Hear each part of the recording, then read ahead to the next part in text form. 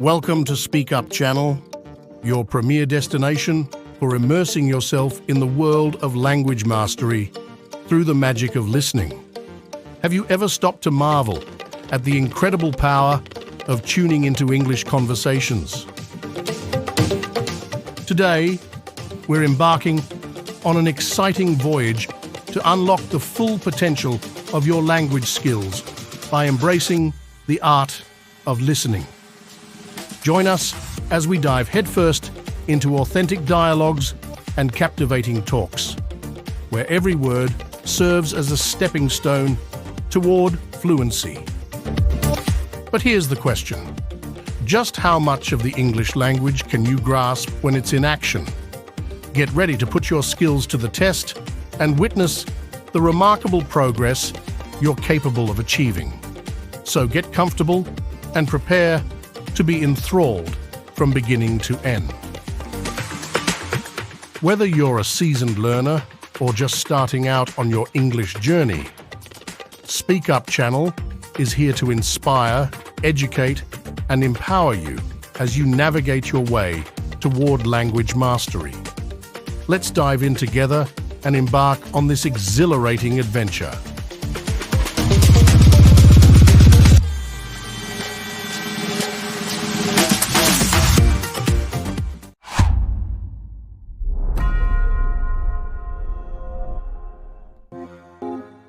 Drugs and the climate.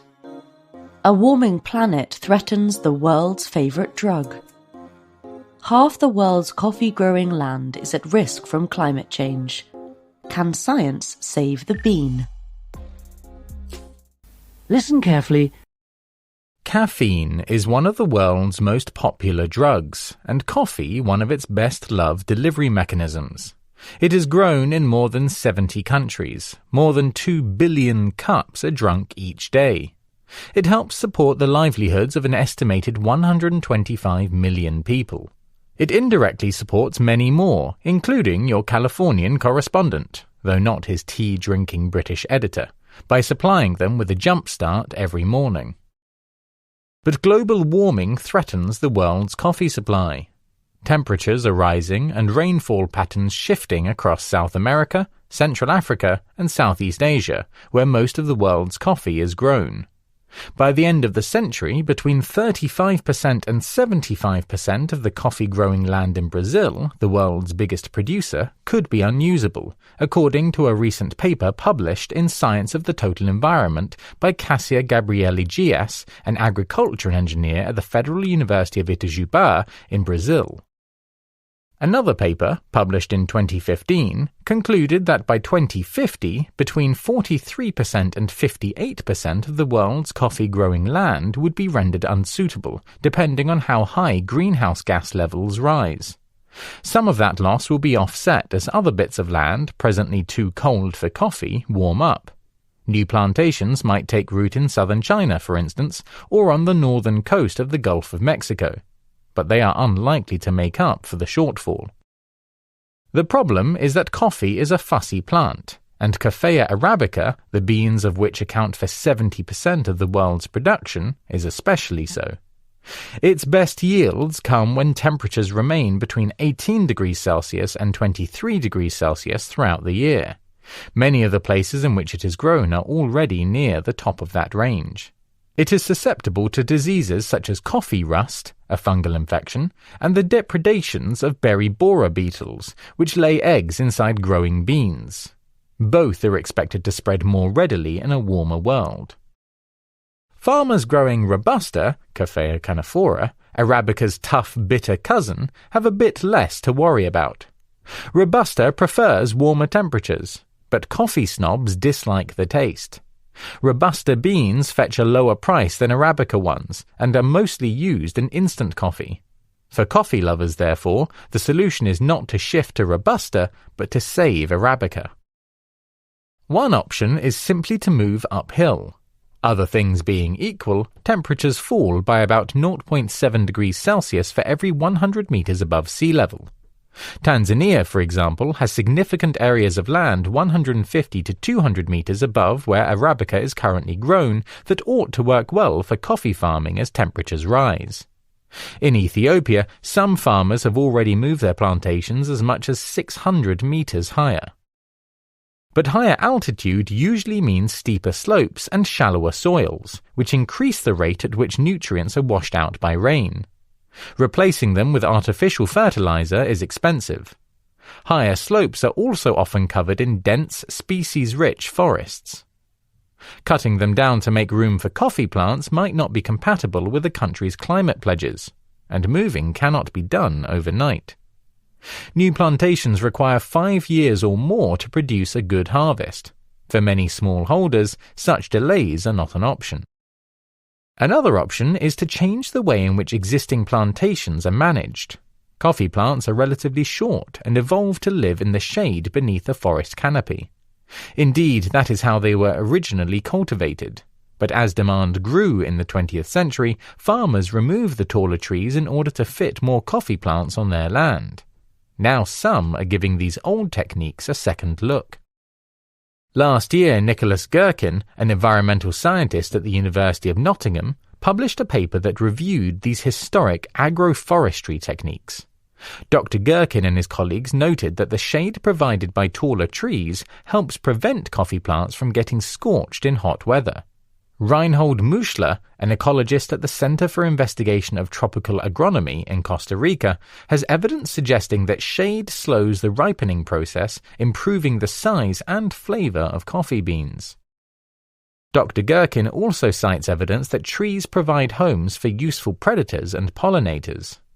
A study in Kenya concluded that tree-shaded plantations with pollinators present produced 10.8% more coffee berries per branch than unshaded plantations. Predatory bats, birds, and insects that make their homes in the trees will happily feast on pests like the berry borer beetle. Trees can attract monkeys that eat coffee fruits. But Dr. Gherkin notes that the evidence suggests that these losses are more than compensated for by trees' positive effects. As for the fact that trees extract water and nutrients from the same soil as the coffee plants, whether that causes problems is a matter for debate. The shade and humidity they provide cuts the amount of water that coffee plants lose to evaporation, which might compensate. And then there is the opportunity cost of the trees themselves. Adding them leaves less room for coffee plants, which was the reason farmers cut them down in the first place. However, several tree species that grow well on coffee plantations produce crops of their own, such as bananas or avocados, that farmers can sell alongside their beans. And more trees means more leaf litter, which can help keep nutrients locked into the soil. However the balance of costs and benefits shakes out, agroforestry can only go so far. In many parts of the world, climate models suggest that temperatures will eventually simply get too hot for the sensitive Arabica to cope. That means that if coffee cultivation is to continue, the bean itself will have to change. Arabica and Robusta are not the only coffee species. Around 130 are known, but most have been ignored or forgotten thanks to unpalatable flavors, poor yields, or small beans. One man who has not forgotten them is Aaron Davis, a botanist at the Royal Botanic Gardens, Kew, in Britain. Aware of the danger faced by mainstream coffee crops, Dr. Davis has been learning everything he can about these lost species. Historic records show that many have flourished in environments warmer or drier than those in which Arabica and Robusta now grow. One report, written in 1834 by George Donne, a Scottish botanist, described a coffee species known as Coffea stenophila that he found growing wild in Sierra Leone. A cup brewed from the plant's berries, he wrote, was even better than one brewed from Arabica. Intrigued, Dr. Davis went searching. He and his colleagues found the species still growing in Sierra Leone. They also managed to track down another lost coffee species. Known as Coffea affinis, it too was noted, this time in 1925, for its pleasant flavor. Both species come from Sierra Leone's hot and seasonally dry lowland hills, hinting that they can probably cope with warmer climes than either Arabica or Robusta. It was fortunate that Dr. Davis found the plants when he did, for habitat loss means both are threatened with extinction. In 2021, Dr. Davis published a paper revealing that, compared with Brazilian Arabica, Coffea stenophila was fruitier, had a better acidity and a more complex flavour profile, though slightly fewer of these characteristics than Ethiopian Arabica. In the blind taste test, judges given Coffea stenophila thought they were drinking Arabica 81% of the time. Dr. Davis says that Coffea affinis has demonstrated similar flavours. Heat tolerance and a nice taste are not the only important traits. Coffea de Wevry, known as Excelsa, is easy to grow, high-yielding, and has a good flavour. Its biggest advantage might be its resistance to the coffee rust fungus. It was discovered in 1902 in what is now the Democratic Republic of Congo.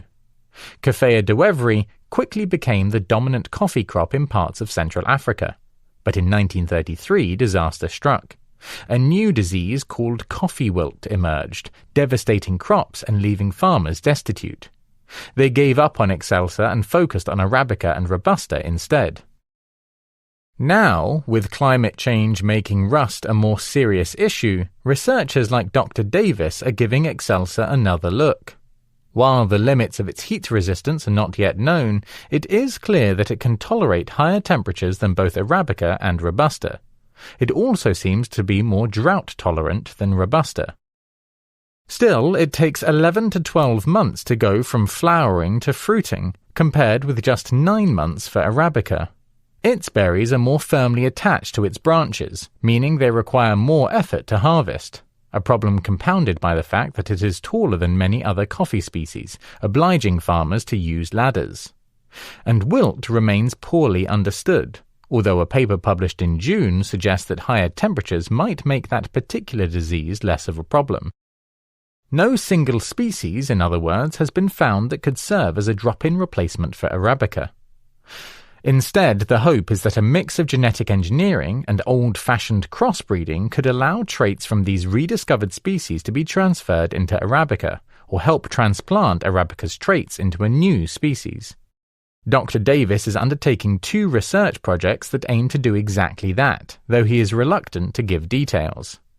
A paper containing the most comprehensive Arabica genome yet published, which appeared in Nature Communications on January 23rd, should move things along. But it will be a while before such work bears beans. Dr. Gias at the University of Itajubá says a decade or more could pass between proposing a new coffee cultivar and its approval for commercial use. She argues that Brazil needs to take more immediate measures, shifting some farms uphill while others adopt agroforestry. That could buy time for scientists to come up with a coffee plant that can thrive in a warmer world.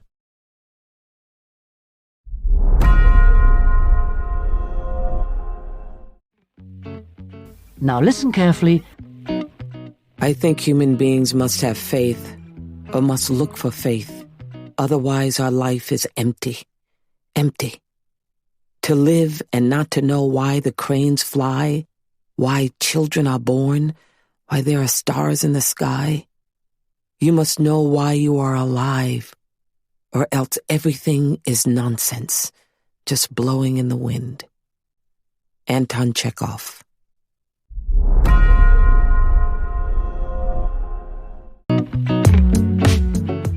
Annals of Etiquette. Tipping points. The path from the tossed coin to the swiveling iPad. Now listen carefully. Please be advised, this article contains adult language. Before screens, tipping, like a marriage proposal, was a private affair. Tips can reveal hidden values or the rumblings of the subconscious. A waitress's breast size, for instance, correlates positively with tip size. Mad Men-era husbands tipped more when dining with someone else's wife than with their own. The grief-inflected gratitude of the post-pandemic period introduced new tipping behaviors. Etiquette experts studied the so-called guilt tip boom. The gratuity, like everything else, has gone contactless. The swiveling of the iPad. In the past 3 years, according to data from the payroll company Gusto, tips in bakeries and cafes are up 41%. Apparently, we now tip assistant sports coaches, up 367%, and theater box office staff, up 161%. Do you tip the cashier when all she's done is ring up your salad? Don't, and you're a cheapskate. Do, and you're a sucker. Where before you scribbled a tip in the candlelit darkness of a restaurant, now you do it in the spotlight glow of the screen. The polite thing to do, standing in line, is to behave as you would at the ATM or the urinal. Look away. Recently, I spoke with Michael Reed, a butcher at Bob's Quality Meats, a shop in Seattle. It's a field where it's not customary to tip, he told me on his day off. Reed has worked in what he calls retail meat for 20 years. It's more occupation than passion, but he's proud of the personal touches in his butchery. Immigrants describe and receive home country cuts that don't have English names. Reed knows which customers have bad teeth, and he slices their steaks thin. In 2021, Bob's installed a new checkout system, the swiveling tablet. The shop set its own tipping options from 3% to 10%. I didn't think it would generate a significant amount, Reed said. I turned out to be wrong. There were some complaints. One person ranted on Facebook. But wordlessly, compromises formed. Graces were extended. Reed would get $1 or $2 when he deboned a chicken. He wouldn't when he handed over a slab of bacon. The filet mignon crowd usually chipped in. Some customers couldn't. Food stamps can't be used for gratuities. The tipping system is there to keep the base price affordable for folks like them, Reed said. Overall, a little less than half of his transactions were tipped. The extra money kept him afloat through the inflation years. Reed's daughter, who is 19, was a tipped employee too. She worked at Starbucks, where she noticed her tips were bigger when she wore makeup. One night this summer, her Chevy Cruze got towed at a local ice rink. She and Reed went together to the impound lot. Forms, cashier, the tablet. They owed more than $900, including a convenience fee, the spiritual cousin of the tip. Reed swiped his card. On the screen, additional gratuity options appeared. A tip? Reed said. You must be out of your mind. The cashier averted her eyes. The gratuity classically functions as a thank you, but it can also serve as a sorry. People most often tip in settings where the workers are less happy than the customers. The Freudian Ernest Dichter once described the compulsion as the need to pay psychologically for the guilt involved in the unequal relationship. Michael Lynn, a marketing professor at Cornell, has studied tips for 40 years, beginning when he was a bartender in graduate school. When you think about it, you go, why would people give up money they don't have to? In restaurants, he has found the answer has to do with social approval. Lynn almost never tips for takeout or counter service, the domain of the iPads. I get pissed, he said. To study how the new tip options affected customer behavior, he conducted research with the laundry service app, which randomly suggested different gratuity amounts. He found that the more the company asked for, the more customers paid. Ratings and retention were unaffected. When the chain Joe's Crab Shack eliminated tipping, customer satisfaction actually went down. The dynamic can be compared to masochism. Tips have long provided a convenient way to foist payment obligations onto others. Carrie Seagrave, the author of the comprehensive history Tipping, identified the gratuity's potential origins in Europe during the late Middle Ages. By the 17th century, visitors to aristocratic estates were expected to pay vails to the staff. This might have lowered payroll for the estate itself. At least one aristocrat helped himself to some of this new income stream. He threw frequent parties to increase revenues. The system spread. English coffee houses were said to set out urns inscribed with, "To ensure promptitude." Customers tossed in coins. Eventually, the inscription was shortened to tip. By the end of the 19th century, some business owners demanded their employees tips. Some cafes charged waiters a fee for the privilege of working there. In France, tips were placed directly into a wooden box called le tronc, controlled by the proprietor. French waiters went on strike in 1907, identifying two of the great evils of their profession, le tronc and a ban on mustaches. Women are quite determined to starve with their children rather than see the whiskers of their husbands still fall under the razor, one newspaper reported. They eventually prevailed on both counts. American visitors to Europe brought tipping back to the United States. Perhaps no entity did more to spread the practice than the Pullman Company. George Pullman preferred hiring formerly enslaved black men as railroad porters. He paid them as little as possible and used tips as a subsidy. The system spread as far as the train lines. By the 1920s, the Brotherhood of Sleeping Car Porters estimated that the policy had saved the Pullman Company $150 million. The porters had long fought to eliminate tipping. Their efforts had been rebuffed by the Pullman Company's president and later chairman, Robert Todd Lincoln. Once the practice gets its hooks in, it can be hard to dislodge. In New York, at the turn of the 20th century, some enterprising concessionaires paid restaurants thousands of dollars a year to run their coat rooms. These concessionaires became known as the Tip Trust. At least one dressed young women in theatrical French-maid outfits to collect coats, hats, and tips. The young women turned over all revenues to the trust. When skimming was discovered, the trust's banned pockets. Men joked that they bought a hat for $5 and paid $73 a year to wear it. A hat manufacturer sold roll-up models that men could hide inside their coats. The greatest of the tip trust barons, known as the Hat Check King, brought in the equivalent of $60 million a year. The trusts were powerful politically. Today, businesses in New York are not allowed to take their employees' tips, with one exception: hat and coat checks. Across Europe, minimum wage standards were raised and tipping largely disappeared there. In 1966, the United States Congress lowered the base wage businesses had to pay tipped workers. Nationally, it's still just $2.13 an hour. Each method of tipping has its own rituals. The phone number left for the waiter or waitress on the bill below the tip line. The palmed maitre d'. I've had barbers who've requested that I denote my Venmo tips as pizza to facilitate some minor tax fraud. The most recognizable these days is the iPad pirouette, evoking an upturned palm. Gerard Knight led the design team at Square, one of the major tablet payment providers, when it first rolled out its tipping feature. Turning around the interface to say, "Give me money," can be kind of an obnoxious gesture, he told me. Originally, the designers used a Trojan horse of sorts. The idea was you turned it around anyway to capture a signature.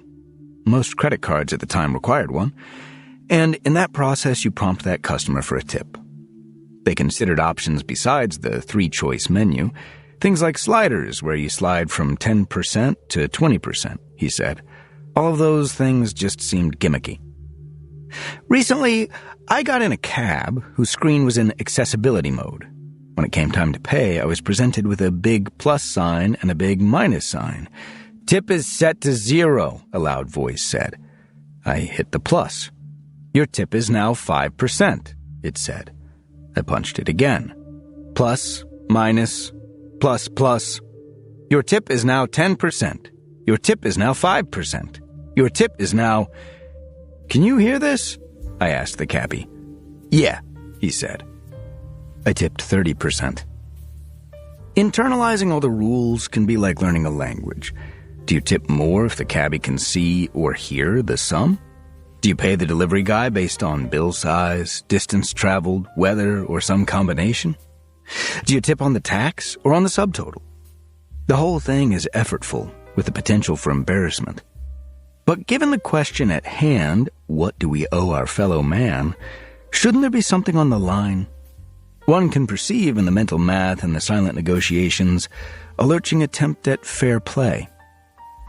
One common tipping complaint is some variation of the truffle conundrum.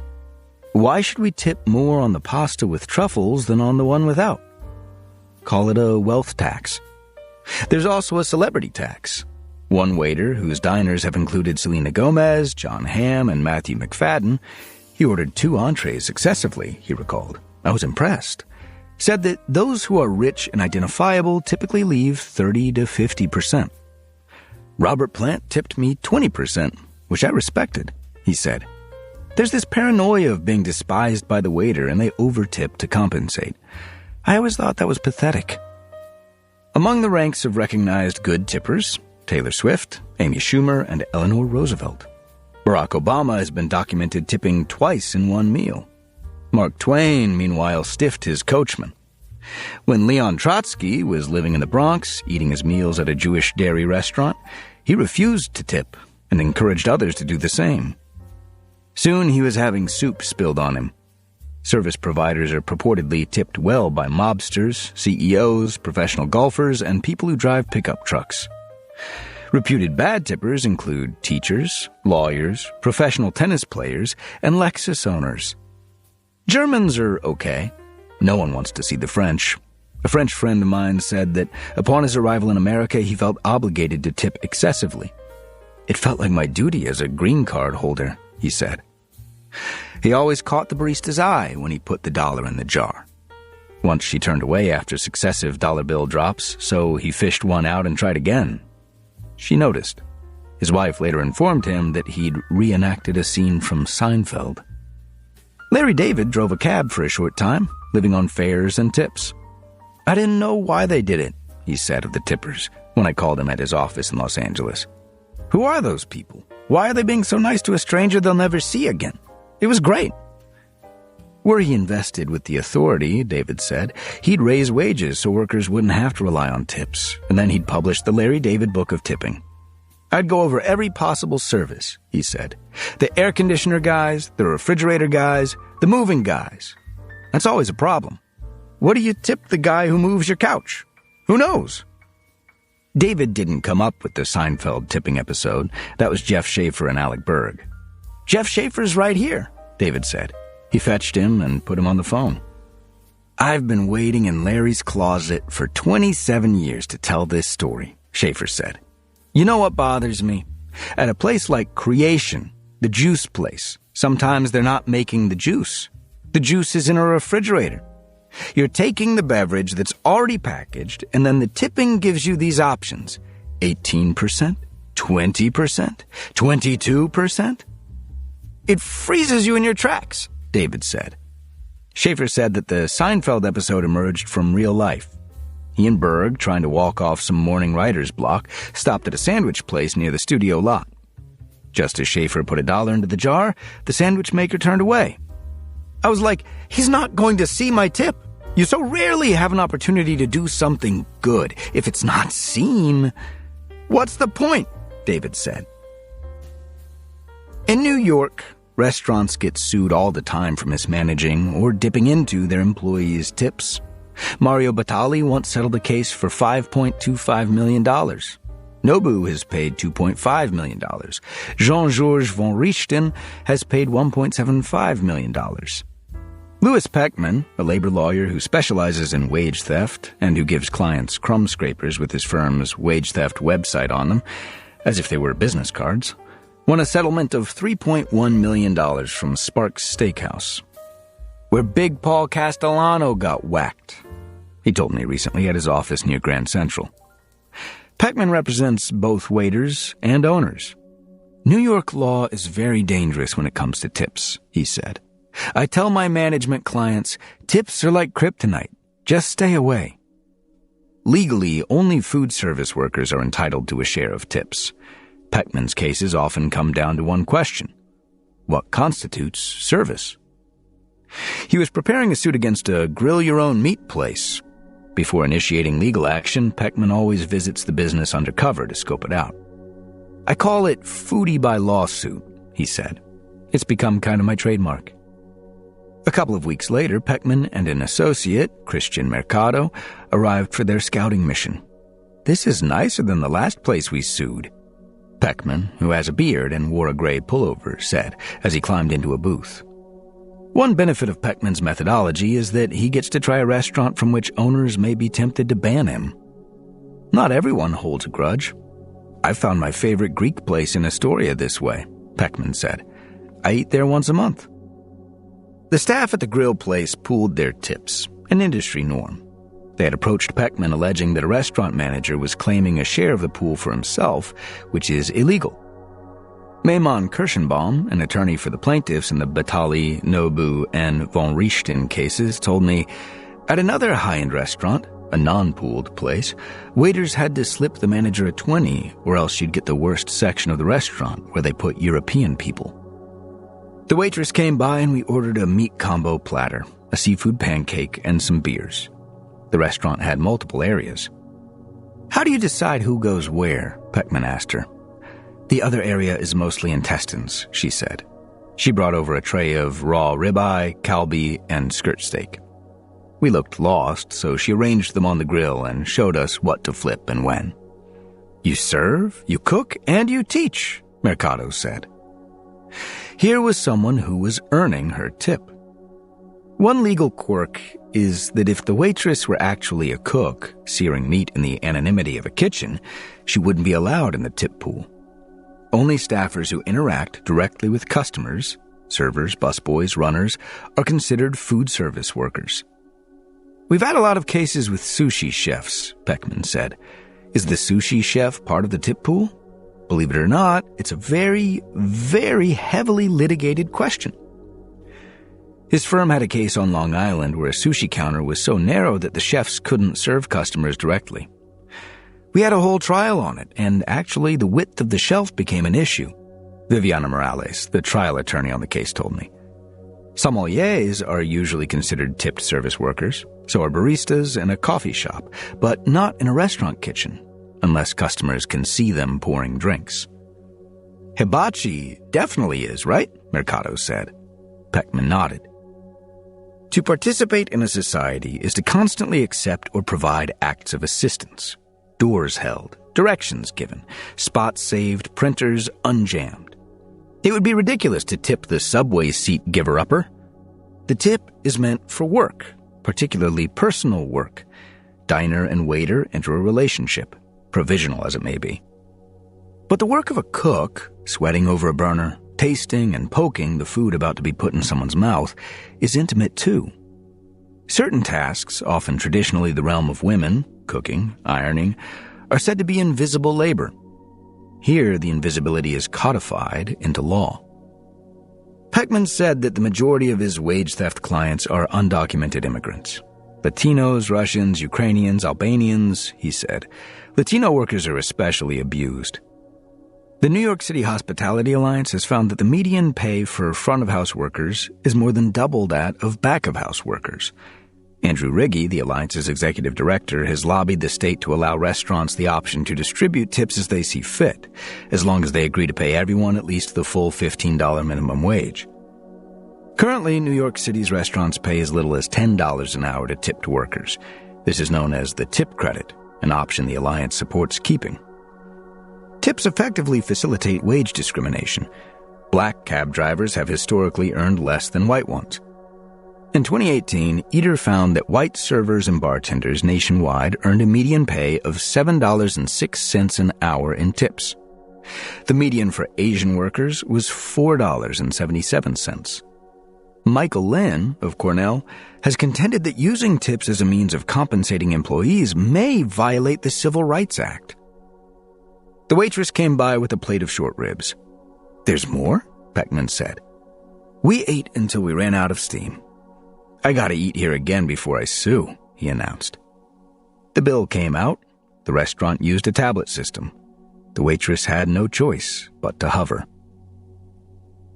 Tip prompts have been spotted recently at a Boy Scout popcorn sale, Sonic drive-ins, a UPS store, the self-checkout kiosks at Newark International Airport, the travel website Hopper, and a minibar in a Fairmont hotel in Canada. A few years ago, Amazon allowed customers to tip rush delivery workers. The company also lowered some couriers' base pay in direct proportion to the tips they received. In essence, customers were tipping Amazon. In 2021, after an FTC lawsuit, the company paid a $62 million settlement. A spokesperson said that the company believes the pay structure was clear on the app drivers used. A Haitian man named Salvador, who plays a snare drum in the West 4th Street subway station, told me he recently set up a QR code linking to his Venmo account. He still gets more cash tips, but he likes that the Venmos include personal notes. Previous instances of tip sprawl have led to rebellion. In the 18th century, there was an attempt in London to ban veils. Footmen rioted with swords. In America, in the early 1900s, at least 6 states outlawed tipping, with penalties in one state of up to 30 days in jail for tipper and tippee. Mussolini forbade tipping in hotels where tourists were routinely swarmed by gratuity seekers. Prohibition didn't work, and neither did the efforts of the Anti-Tipping Society of America, Tippers Anonymous, the nationwide operation to instill pride, No Tip, or Tippers International. It was easy enough to write off the protesters as tightwads or cranks. In 1923, the Anti-Gimme League sought to abolish tipping of all sorts, viewing it as gouging. A secondary goal, according to the Times, was to establish a basis of agreement with wives so as to do away with continual and unreasonable demands upon husbands' incomes and earnings. Civic-minded objectors view tipping as undemocratic. Begging, basically. The tippee debases himself for spare change. A more common complaint is that tipped income is illogically inflated. High-end servers and bartenders can make 6 figures. There have been stories of nightclub hosts earning $250,000 annually. But should banking and lawyering and chief executing be worth any more? We all debase ourselves for money, some more than others. One solution is to ban the tipped minimum wage. A gratuity is supposed to be an expression of gratitude, not a compulsory subsidy. But a handful of states, including California and Nevada, have done so, and tipping continues unabated. Even the Soviets couldn't get rid of it. There was a persistent tipping problem in the Kremlin courtroom. Trotsky, by then, had been exiled. Some Michelin-caliber establishments have tried to preempt the discretionary gratuity. Alice Waters at Chez Panisse introduced a service charge, now 17%, to spread the money more evenly among the staff. Thomas Keller did something similar at the French Laundry and Per Se. Budget restaurants, where prices matter more, are starting to replace some workers with self-checkout kiosks and QR codes. Carolyn Richmond, a lawyer who represents hospitality employers, told me, "We may not have servers in a few years in all but maybe a few fine dining restaurants." Danny Meyer, the restaurateur who owns the Union Square Hospitality Group, has hated tipping since the 80s, when he opened Union Square Cafe. Around 8 years ago, he noticed that cooks kept leaving his kitchens for higher-paying gigs as waiters. Meyer has said that since he got into the business, front-of-house pay has climbed 200%, compared with 25% for the back-of-house. If Meyer increased prices to give the cooks a raise, that would only further balloon server pay. Tipping was a drug, he told me. It was addictive to almost everyone. Meyer called a meeting of his top staff. "I played the worst song that John Lennon ever wrote, Cold Turkey," he recalled. He was switching his restaurants to a hospitality-included policy. The price on the menu would pay for everything. Other restaurants have tried different versions. A common variation for private events is the mandatory service charge. In New York, this is legally thorny. The policy has to be included on every written communication about prices in at least 12-point font. Amanda Fugazi, a hospitality lawyer, described clients who put it in their email signatures for fear of litigation. For Meyer, the tax problems, restaurants get a credit from the IRS for reporting their employees' tips, cost $1 million. He raised kitchen staff wages by 25%. He also expanded a family leave policy. "We obviously had to raise our prices to do that," he said, "but we never quite raised them enough." Waiters were converted to a salary. Still, half of the front-of-house staff left. The experiment went on. Kitchen morale was great. Customers loved it. But waiter wages kept creeping up at competitor restaurants. Prospective diners, seeing menu prices online, got sticker shock. Meyer said, "We hung in there for 5 years. Then the pandemic hit and the waiters couldn't accept the post-lockdown megatips. It just seemed cruel," Meyer said. He capitulated and went back to allowing tips. Meyer had hoped to start a wider revolution. Few joined him. 2 years ago, Shake Shack, which Meyer founded in 2004, added a tipping option for its cashiers. He sounded resigned. "You don't have an opportunity to actually establish a relationship for 2 hours with that person," he said. In hindsight, his quest didn't have much of a chance. Tipping is a part of the city's infrastructure, as entrenched as the asphalt. As we spoke, Meyer remembered something. When he got into the restaurant business, his first landlord was a man named David Ellis, who'd come into a fortune and a real estate portfolio, including the building that housed Union Square Cafe, thanks to his father. His father's name was Abraham, Meyer said. Abraham Ellis was known as the Hat Check King. Unwittingly, Meyer had built his businesses upon a foundation of tips. The only coffee shop I could find in all of New York City which prohibits tipping was Say Coffee in Bushwick. It's yes, spelled backward. A co-owner, Tobin Polk, told me when I visited. Last year, Food and Wine named it the best coffee shop in the state. It was crowded. Dogs, air plants coming out of cracks in the wall, knit hats and forearm tats. Polk, who had on a shirt with a map of the constellations and wore his hair in a thin braid, was in constant motion, climbing ladders, lifting boxes, ducking into the roastery in the back of the shop. Before Say, he'd worked at Stumptown, where he made around $10 an hour with another $5 or so in tips. It was really not sustainable, he said. He sent the company's executives a 3-part manifesto complaining about wages and CC'd his coworkers. They got a $2 raise. He eventually got fired. The no-tipping policy at Say was the idea of his co-owner, Lance Schnorenberg, on the day before the shop opened. He was just like, "Fuck that," Polk said. Polk is now the policy's chief evangelist. "Wages should be a fair trade for work," he said. "Tipping is sort of like pity for somebody who's not making a decent wage. It's clearly just a way to shift more power into the hands of the people who already hold power." We sat down at a high top and he brought me a carafe of coffee. "The culture is hooked on tipping," he said. "My deli guys, I tip them every time. And you want them to know every time you tip them. But the person who's actually getting the dopamine hit off of that is you, the tipper. What does that mean?" Polk was initially worried that the math wouldn't work, but Say gets by.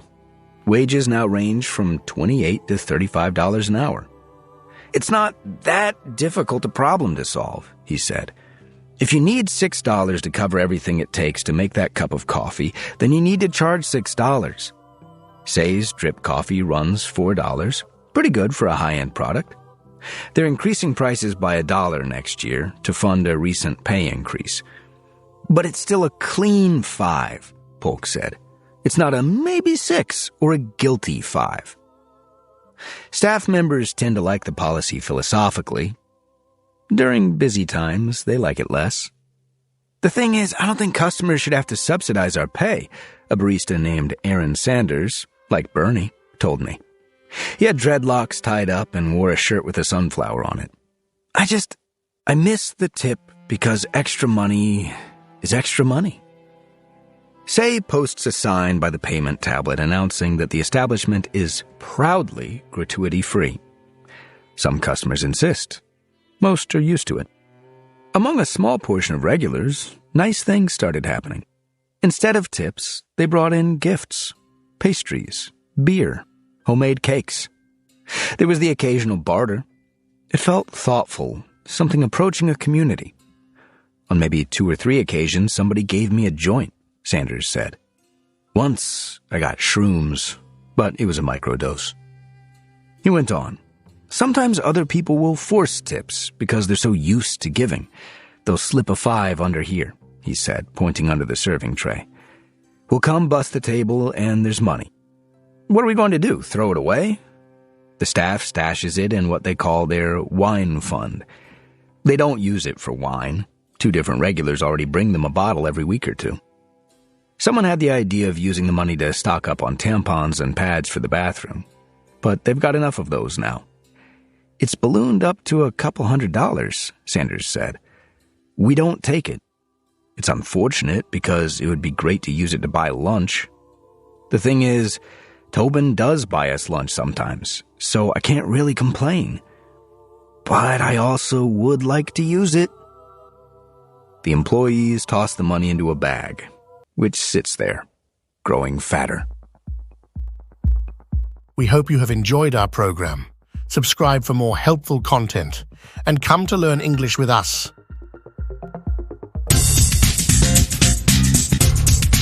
Speak up.